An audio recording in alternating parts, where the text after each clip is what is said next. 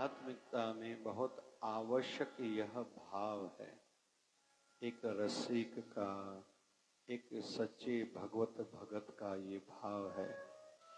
ऐसा क्या काम किया मैंने तेरा, ऐसा क्या मैं किया मैंने तेरा, जो मेरा हाथ तूने थाम लिया, जो मेरा हाथ तूने थाम लिया, मेरी जिंदगी ही बदल दी तूने, मेरी जिंदगी ही बदल दी तूने, क्या जरा सा मैंने तेरा नाम लिया, क्या जरा सा मैंने तेरा नाम लिया।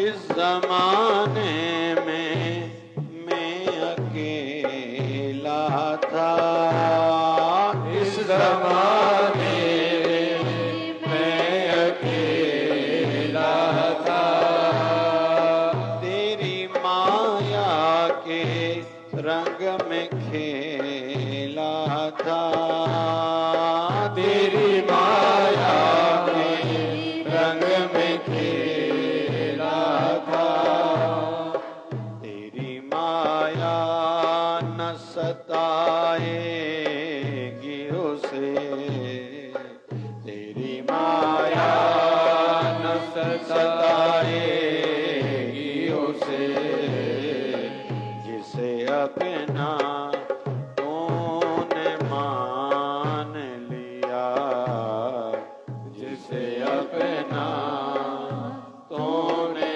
मान लिया।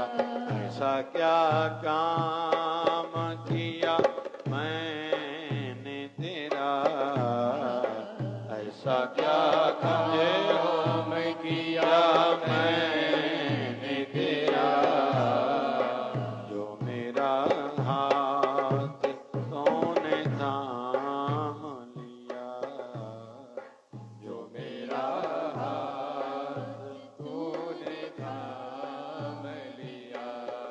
बहुत एक उत्तम भाव में हम लोग प्रवेश कर रहे हैं, जिसमें शुक्राना का भाव है। कृपाएं जो मुझ पर हुई हैं उनको याद है, और इस भजन के माध्यम से उस भाव में हम लोग प्रवेश कर रहे हैं कि भगत कह रहा है मैं इतना योग्य नहीं हूं, लायक नहीं हूं जितनी मुझ पर आपने कृपा की है। ऐसा क्या काम किया मैंने तेरा,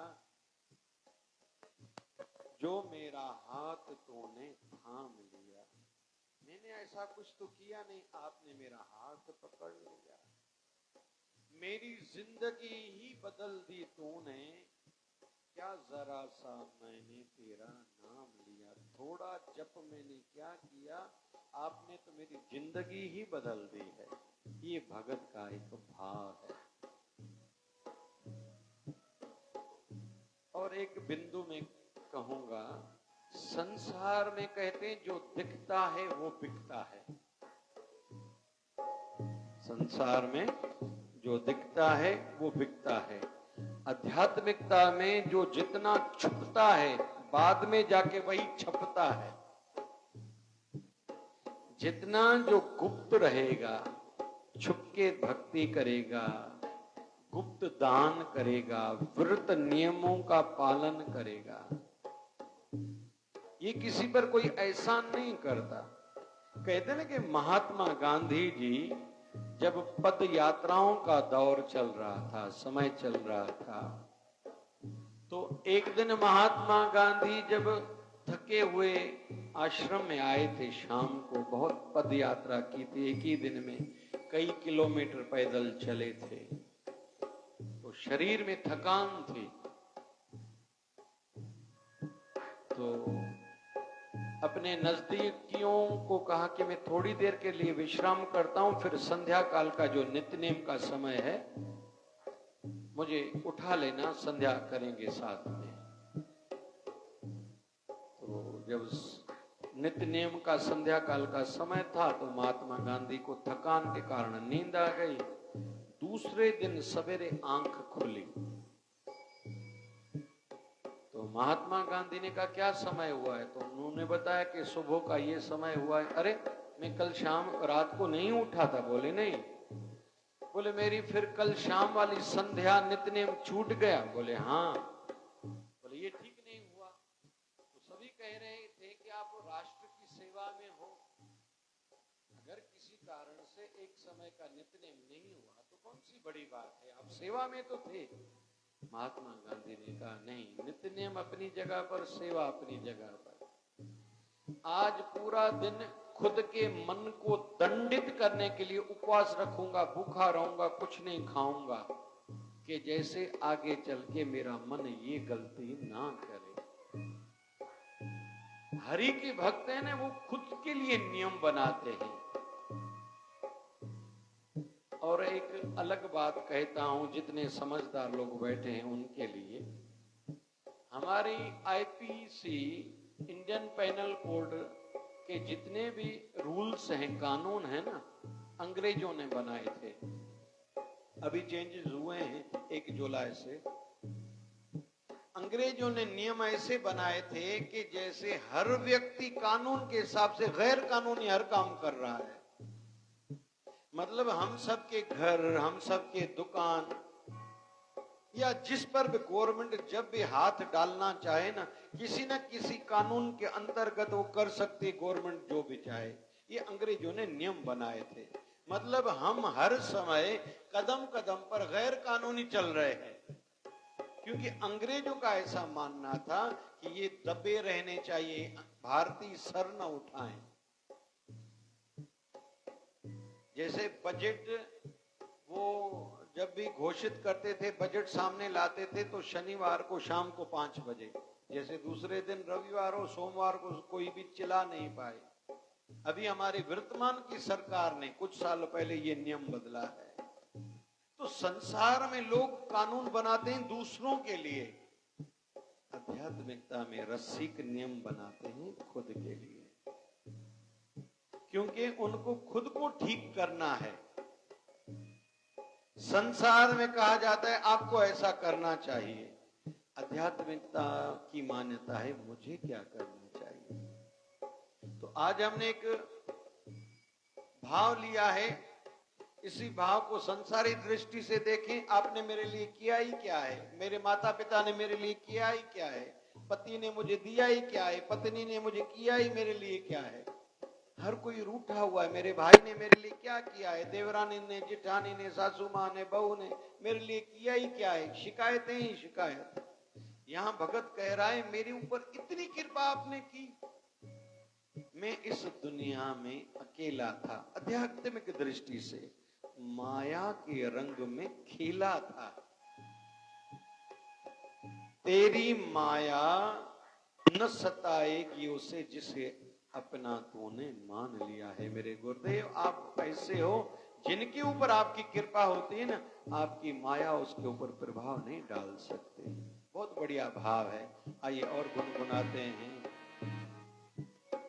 दिन दुखियों का तू सहारा है, दिन दुखियों का तू सहारा है, डूबती नाव का किनारा है, डूबती नाव का किनारा है, नजर जिस पे पड़ जाए, तेरी एक नजर, तेरी एक नजर, तेरी एक नजर जिस पे पड़ जाए, फिर कभी भी उसे न रोने दिया,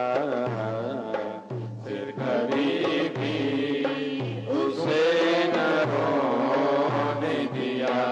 ऐसा क्या काम किया मैंने तेरा, ऐसा क्या काम किया मैंने तेरा, जो मेरा हाथ तूने थाम लिया, जो मेरा हाथ तूने थाम लिया। बहुत से ऐसे आध्यात्मिक जगत में भगत रहते हैं जो सदैव अपने गुरु कृपाओं को, एहसानों को याद रखते हैं। एक हमारे सूफी संत हुए हैं, संत रजब फकीर, सदैव दूल्हे की ड्रेस में रहते थे। किसी ने पूछा, क्यों आप सदैव दूल्हे की ड्रेस में रहते हो, दूल्हे की ड्रेस में रहते हो? तो उसने कहा था, इसी ड्रेस में मुझे गुरुवर मिले थे, सदैव मेरे गुरुवर की मुझे स्मृति बनी रहे, इसलिए ये ड्रेस पहनता हूं। अधिकतर हम लोग जितने यहां बैठे हैं ना, शिकायत वाले बैठे हैं, भगवान सुनते नहीं हैं, मेरे दुख दूर नहीं हो रहे, मनोकामनाएं पूर्ण नहीं हो रही, ये ठीक नहीं हो रहा, वो ठीक नहीं हो रहा। लेकिन समय से सब ठीक होता जाता है। जैसे माँ बाप बच्चों की समझ और आयु के अनुसार उसको देते जाते हैं, ध्यान रखते हैं। अभी बालक छोटा है, कल किसी ने बताया दस्तूर नगर में छोटा बालक अभी घूमने लगा है, ऊपर घर है, बार बार सीढ़ी उतर जाता था तो डर लगता था कहीं गिर न जाए।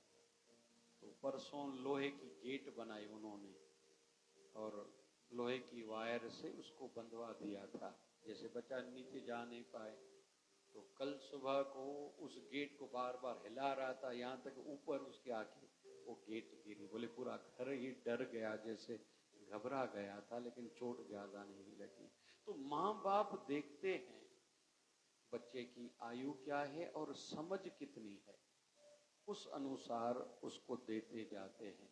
वैसे ही हमारे गुरुदेव भी, हमारे प्रभु भी। एक संत थे, उनके कई शिष्य थे। जो शिष्य तैयार होता जाता था उसको सन्यासी का भेष देके, सन्यास ग्रहण करा के उसको कहते थे जाओ प्रचार के लिए, धर्म के प्रचार के लिए।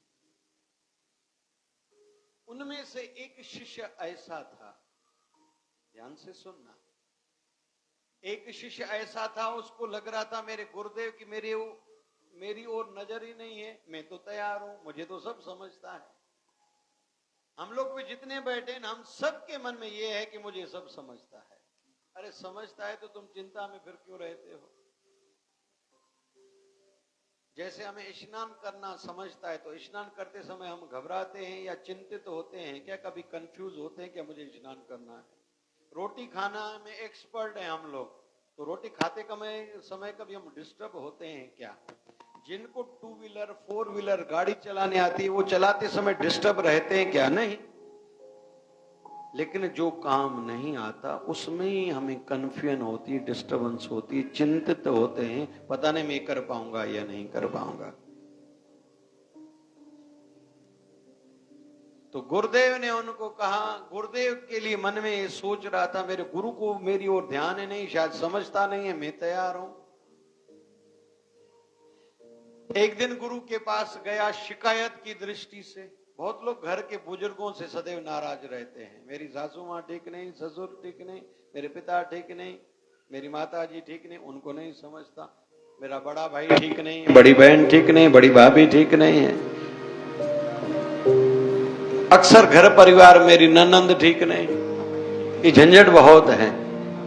मुझे ज्यादा समझता, उनको नहीं समझता, उनको ऐसा नहीं करना चाहिए। संसार ये बहुत दिखाई देता है।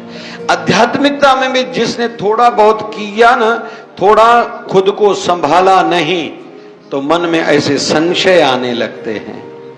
और संशय कब तक आते? जब तक सिद्धि प्राप्त नहीं होती, आखिरी पैरी तक भी ये संशय अंदर में उठता रहता है, जगता रहता है। मुझ पर उतनी कृपा क्यों नहीं हो रही? मैंने तो इतना कुछ किया है। आध्यात्मिकता में ये झंझट बहुत है, संसार में तो है ही है। बोले कोई पुरुष कितना सही है कैसे पता चले? बोले उसकी पत्नी कहे मेरा पति अच्छा है, दिल से।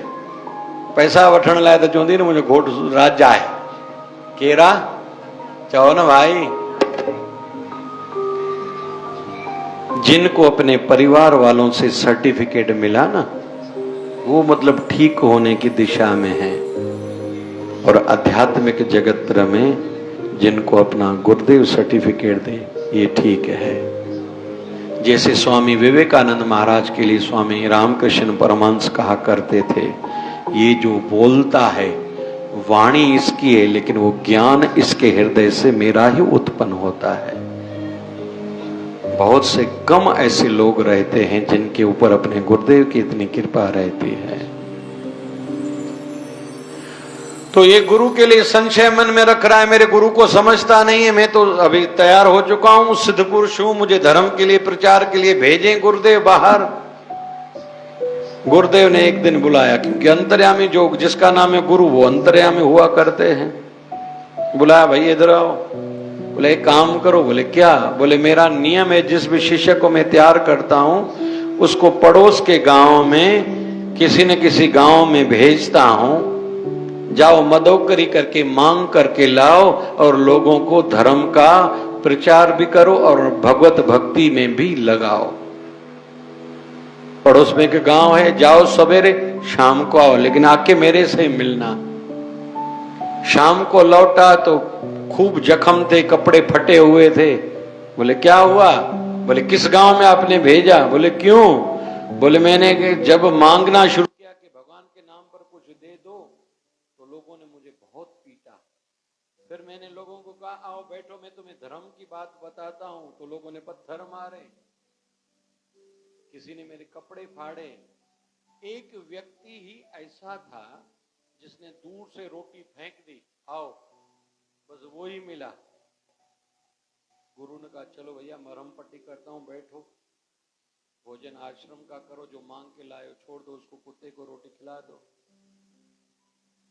दूसरे दिन सवेरे उसके सामने ही दूसरे एक शिष्य को कहा उसी गांव के लिए जाओ, धर्म प्रचार भी करके आओ, मांग के भी लाओ।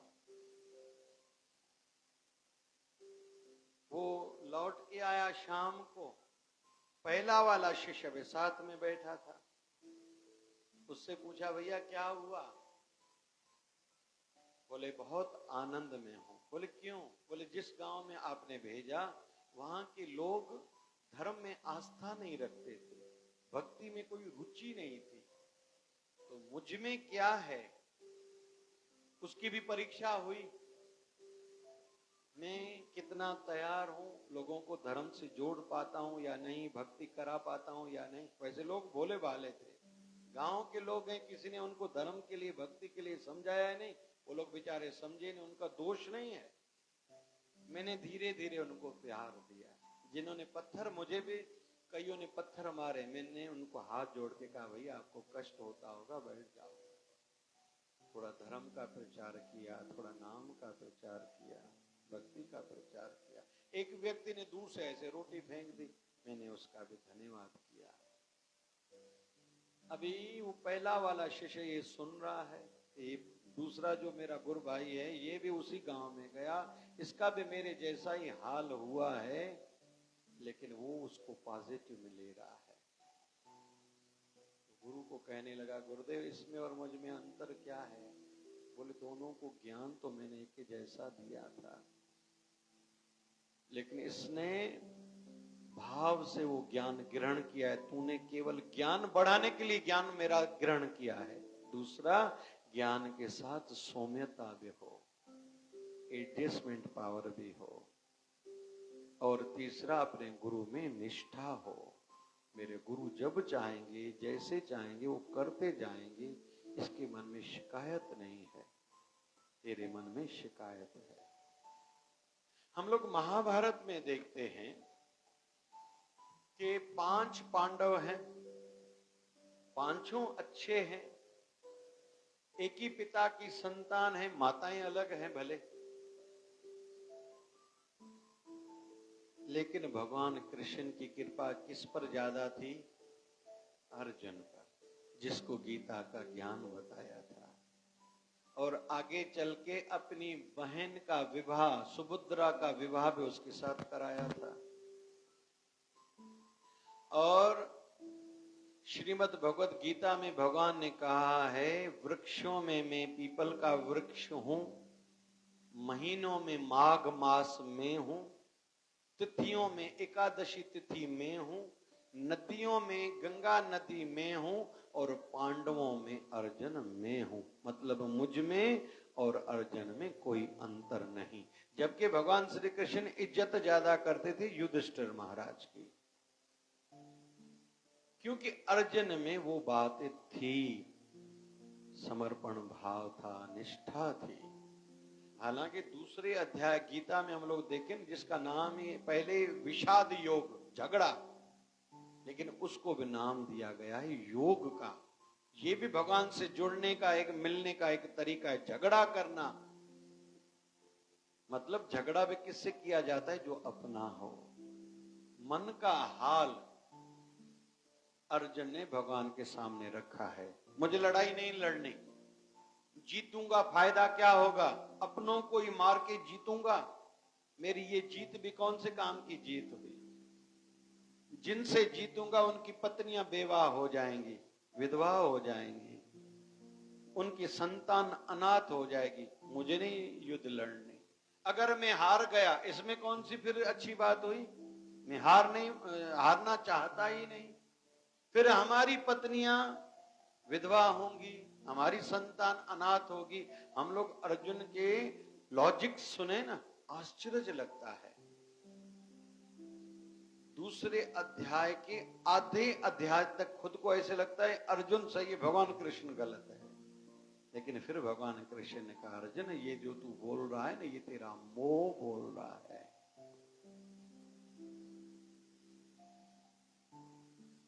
बच्चा कभी कभी अपनी माँ से झूठ बोलता है, माँ समझ जाती है झूठ बोल रहा है, वो अंदर में हंसती है, कभी कभी बाहर हंसती है।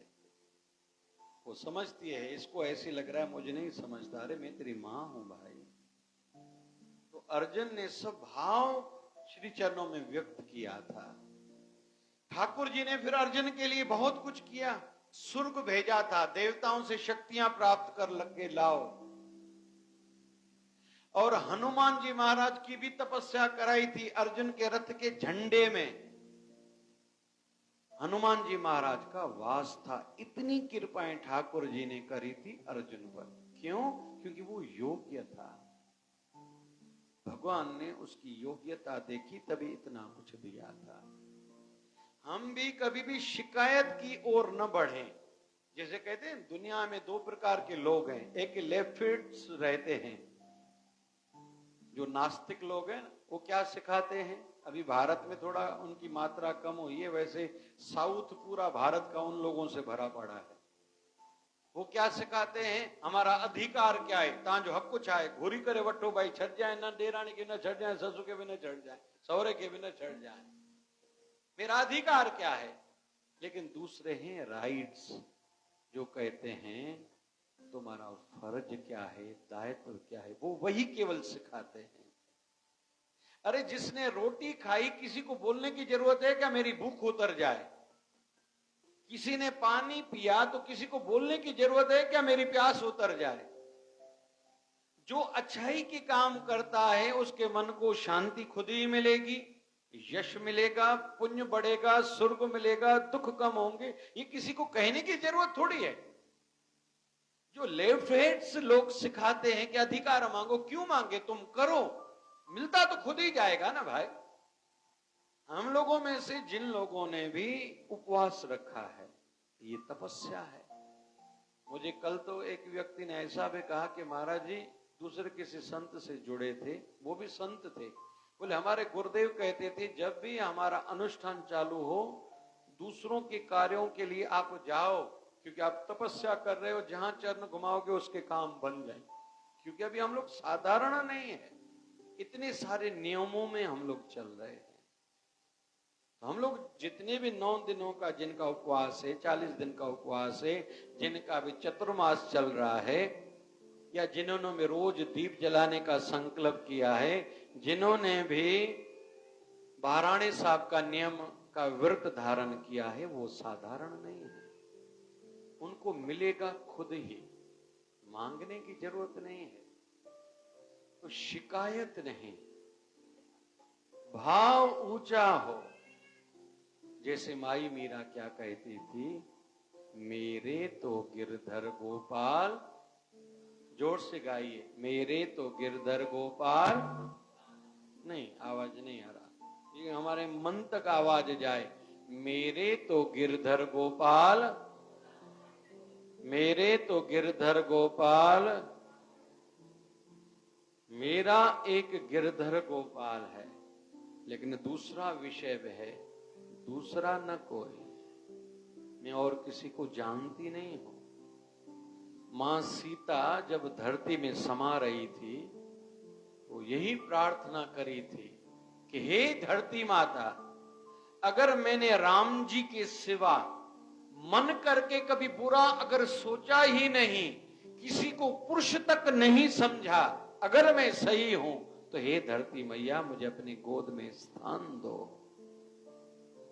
धरती माता फटी थी और मां धरती स्त्री रूप में सामने आई थी।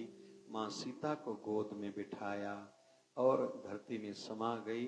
वो धरती जो फटी थी फिर से मिल गई थी।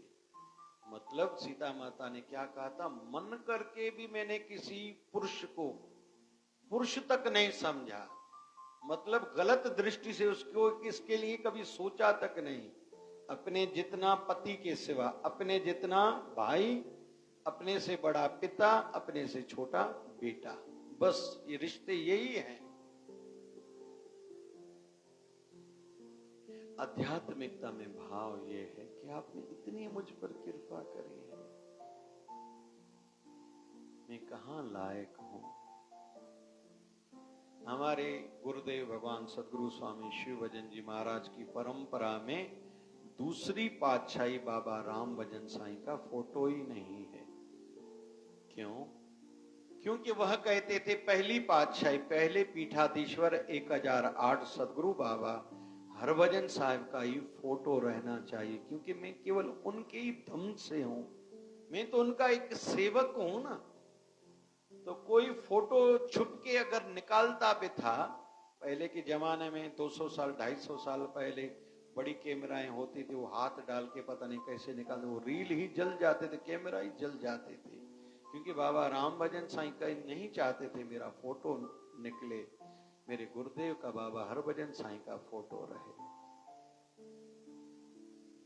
हमारे गुरुदेव भगवान सदगुरु स्वामी शिव भजन जी महाराज चौथी पातशाही के अवतार हैं। सदगुरु बाबा किशन भजन साईं के अवतार हैं। उनके गुरुदेव हैं तीसरी पातशाही बाबा रूप भजन साईं।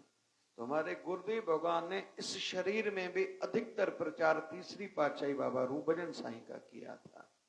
मैं उनका ही दास हूं, उनका ही शिष्य हूं। अच्छा लगता है जब भी मैं गुजरात जाता हूं, राजकोट से आगे की मेरी यात्रा बढ़ती है तो जलाराम बापा का गांव वहां आता है। मैं अक्सर जाता हूं वहां। गुजराती समाज बहुत आस्था रखते हैं जलाराम बापा में। उनका भी भाव क्या था, कोई भी आता था, महाराज जी आप आशीर्वाद करो। ये जो राम रोटी हम लोग चलाते हैं ना, शिवधारा राम रोटी, ये राम रोटी उनसे लिया हुआ शब्द है। राम रोटी शब्द उनका है, क्योंकि जलाराम बापा के इष्ट देव भगवान राम है। हमारा भक्ति धाम मंदिर है ना, आप लोगों में से किस किस ने दर्शन किया है भक्ति धाम मंदिर? केर केर हुआ भाई, बडनेरा रोड पे आरती न भैया, ना होंगे ट्रिया दबा देती आए होंगे। डीमार्ट के साइड में, डीमार्ट तो चलो अभी बना है, भक्ति धाम तो पुराना है भाई।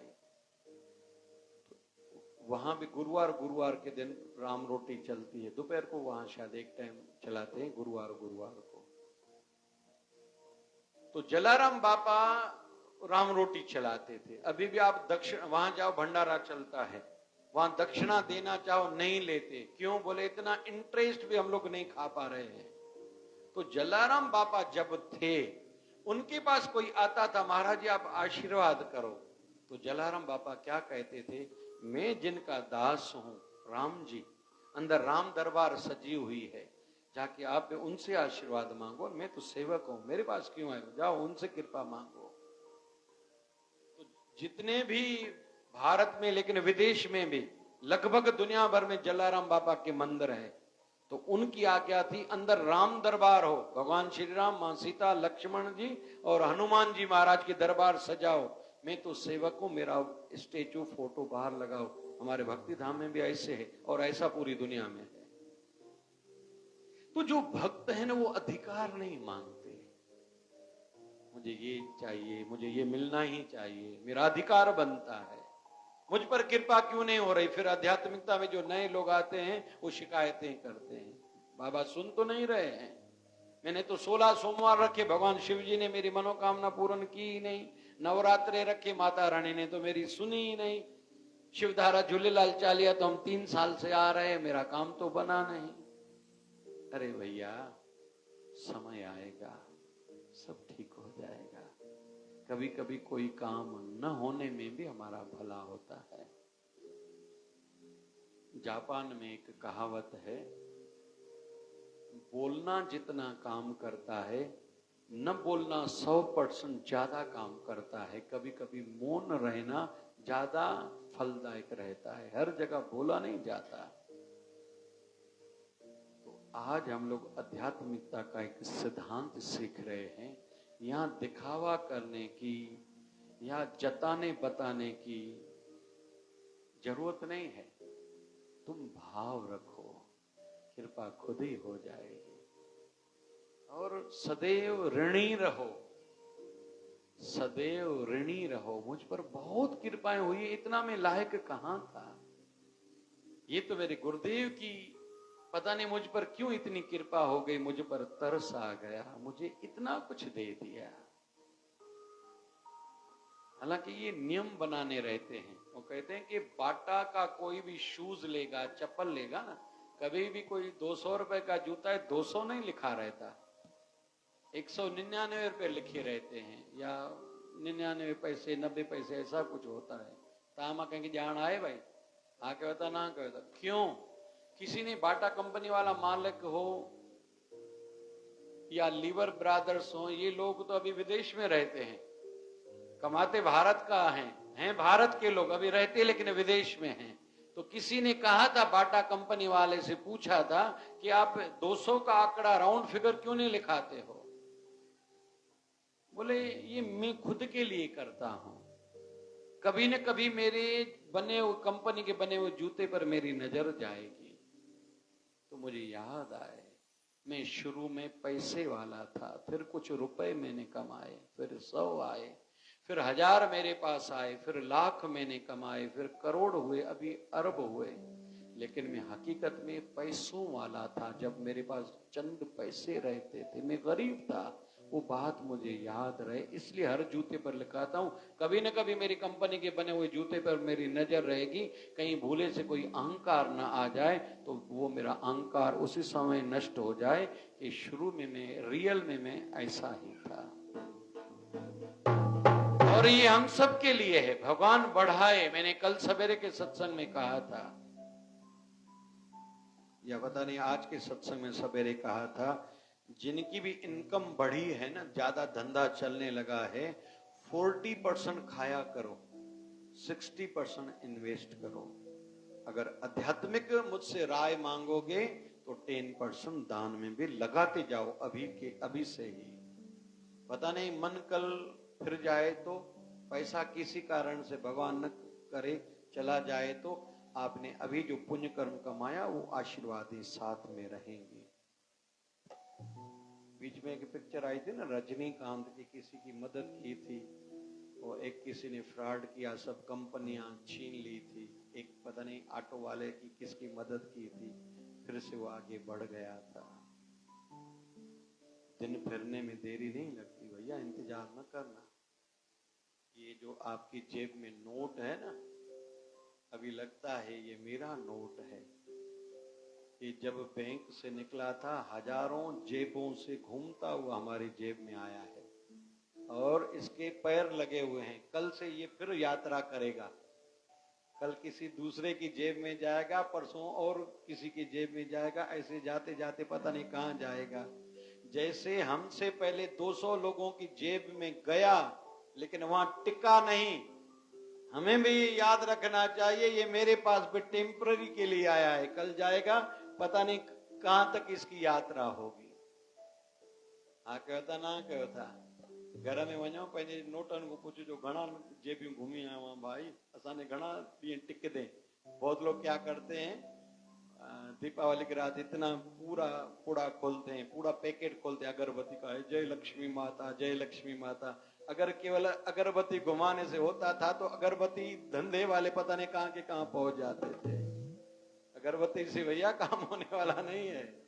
इन्वेस्ट करो, जमा करो। मैं और अंत में आज कहूंगा, जिन्होंने भी 30 जून को वृक्ष नहीं लगाए और अभी लगाओ, आने वाली 30 तारीख को लगाओ, इन्वेस्ट करो, वो आपका पुण्य है। आज में मैंने एक बेलपत्र का आंवले का वृक्ष लगाया, अपने लिए। हर कोई खुद कर रहा है भाई, खुद के लिए कर रहा है। हम लोग यहाँ दान पात्र में जितने में डालेंगे भंडारा बनेगा, पता नहीं क्या क्या होगा, पुण्य इकट्ठा होगा। किसी गरीब का हमने विवाह कराया, किसका इलाज कराया, किसी भूखे को रोटी खिलाई, किसी प्यासे को पानी पिलाया। कोई बच्चा पढ़ना चाहता है, पढ़ नहीं पा रहा है, हमने उसकी थोड़ी बहुत मदद सहयोग किया। अगर ये हमारा है, हम जहां भी जाएंगे फल मिलेगा। और एक बात, वृक्ष हम लगाएंगे ना, हम संसार से चले जाएंगे, वृक्ष 100-200 साल तक रहेंगे। अगर आज जैसे बेलपत्र का मैंने वृक्ष लगाया, मैंने, मेरे साथ सवेरे अमरलाल था, मैंने उनको कहा हम तो 2-3 महीने में सिंधु नगर छोड़ के जाएंगे, लेकिन बाद में कोई ना कोई तो ये बेलपत्र तोड़ के शिव जी पर चढ़ाएगा, शिव जी की कृपा तो बाद में भी हमारे ऊपर बरसेगी भाई। तो ऐसा हम लोग करें। बहुत लोग चाहते हैं मेरा वैसे तो सभी चाहते हैं मरने के बाद में मेरा नाम रहे, लेकिन सात्विकता वाला भाव हो। इन्वेस्ट करें धर्म में, भगवान के नाम पर, गुरु के नाम पर इन्वेस्ट करें। संसार वाला इन्वेस्ट वाला काम नहीं आएगा। मुझे किसी ने बताया और मैंने पिछले साल सुना भी था, भारत में 36,000 करोड़ बैंक में हर साल वो जमा होते हैं जो लोग जमा कराते हैं लेकिन मर जाते हैं, अभी गुमनामी धन पड़ा है, गवर्नमेंट वो पैसा कहां करे। 20-30 साल से कोई निकालने के लिए आ ही नहीं रहा। गवर्नमेंट में सोच रही है क्या करें इस पैसे का। हो सकता है कल कोई सामने आ जाए, लेकिन पता कर दे वो व्यक्ति गुजर गए और उनकी संतान कोई पता तक नहीं है, तो पैसा ऐसे सड़ रहा है, न गवर्नमेंट के काम में आ रहा है न पब्लिक के काम में आ रहा है।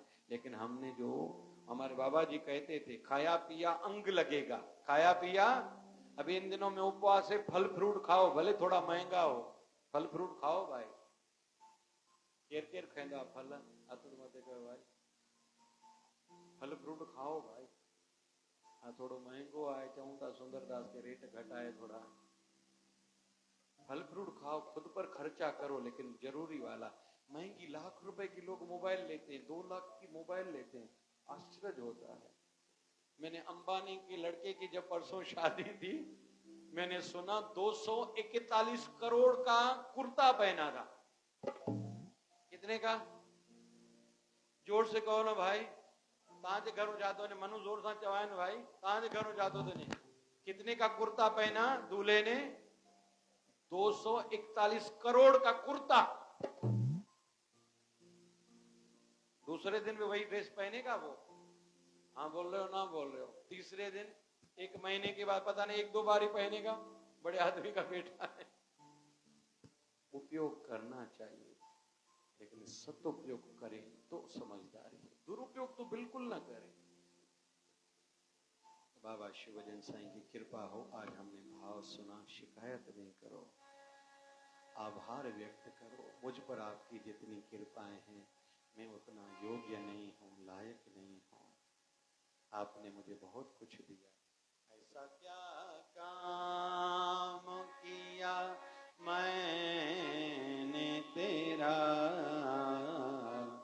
जो मेरा हाथ तूने थाम लिया। मेरी जिंदगी बदल दी तूने, क्या जरा सा मैंने तेरा नाम लिया, क्या जरा सा।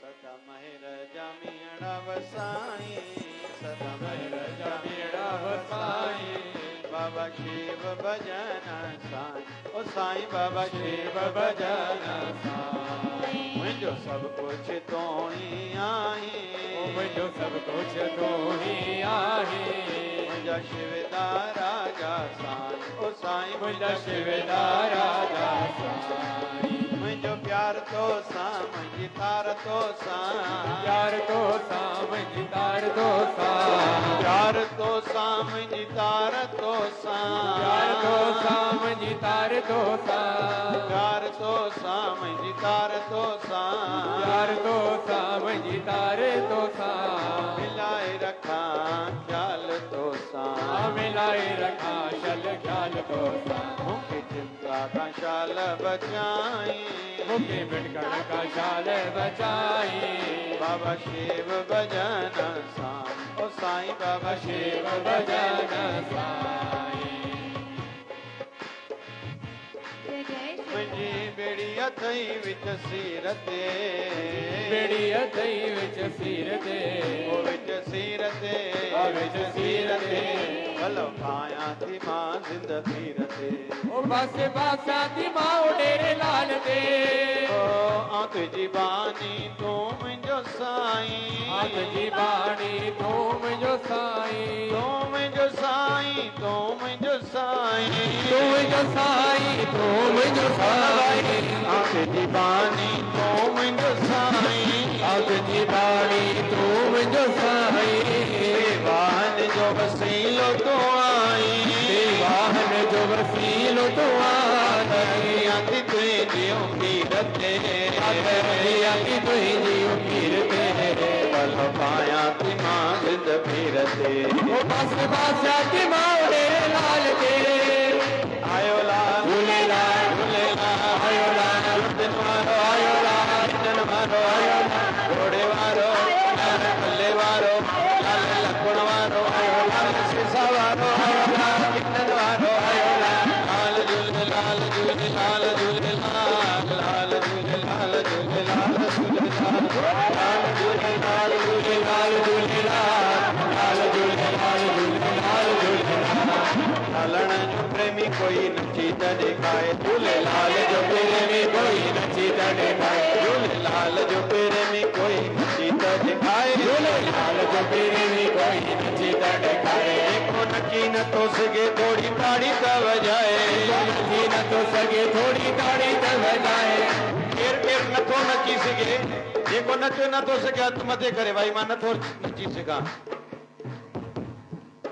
जेको नची न तो सके थोड़ी ताड़ी त बजाए, नची न तो सके थोड़ी ताड़ी त बजाए, थोड़ी ताड़ी भी बजाए थोड़ो गाए भी बुधाए, थोड़ी ताड़ी भी बजाए थोड़ो गाए भी बुधाए। झूलेलाल जो प्रेमी, हाँ हाँ हाँ, झूलेलाल जो प्रेमी कोई नची त दिखाए, झूलेलाल जो प्रेमी कोई नची त दिखाए। और मां लालण की लालण में तो, लालण की लालण में तो, कया माणे जाजो, कया माणे उन्हनि जी आया उन्हनि जी रांदस जी आया उन्हनि मरंदस उन्हनि जी आया उन्हनि जी रांदस उन्हनि जी आया उन्हनि जी रांदस लालण जो प्रेमी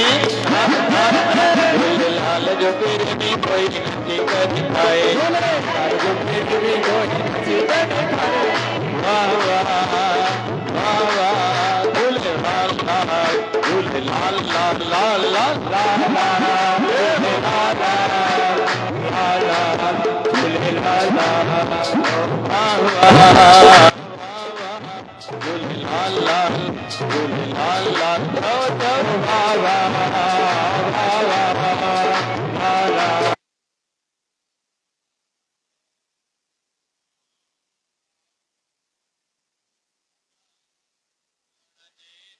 पार में आओ लाल जबारा झूलने की दरबार में आओ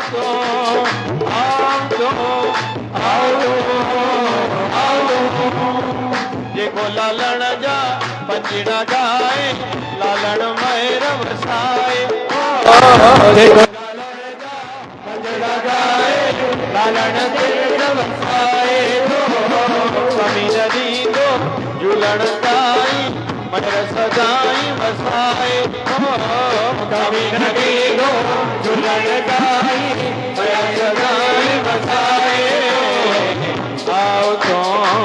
आओ तो लाल जा प्यारा झूलण जी दरबार में आओ तो लाल जा प्यारा झूलण जी दरबार में आओ तो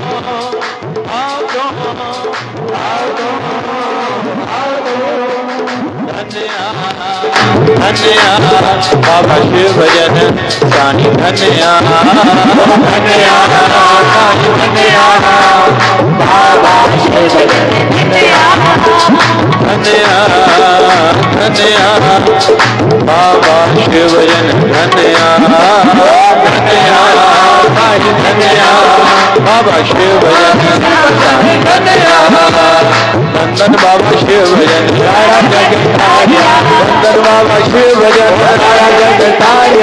अंतर्यामी शिव भजन अंतर्यामी शिव भजन बाण प्रभु शिव भजन बाण शिव भजन दर्शन दे तो शिव भजन जो बाबा शिव भजन जो बाबा शिव भजन जो बाबा शिव भजन जो बाबा शिव भजन सारा जग तारिया धन बाबा शिव भजन सारा जग तारिया गोविंद बोलो हरि गोपाल बोलो गोविंद बोलो हरि गोपाल बोलो राधा रमण हरि गोविंद बोलो राधा रमण हरि गोविंद बोलो गोविंद बोलो गोपाल बोलो गोविंद बोलो गोपाल बोलो हरे राम राम राम हरे हरे हरे राम राम राम हरे हरे हरे कृष्णा कृष्णा कृष्णा हरे हरे हरे कृष्णा कृष्णा कृष्णा हरे हरे हे पूरन परमात्मा पापों का कर खात्मा हे पूरन परमात्मा पापों का कर खात्मा विश्व बने धर्मात्मा हम सब तेरी आत्मा प्यारा प्यारा निर्मल धारा शिव धारा विचार धारा जय शिव धारा प्यार से प्यारा शिव धारा बाबा शिव भजन की धारा शिव धारा प्यारा प्यारा प्यारा प्यारा प्यारा प्यारा प्यारा प्यारा प्यारा बोलिए सद्गुरु स्वामी शिव भजन जी महाराज की जय। बोलिए शिवधारा वाले साहिब की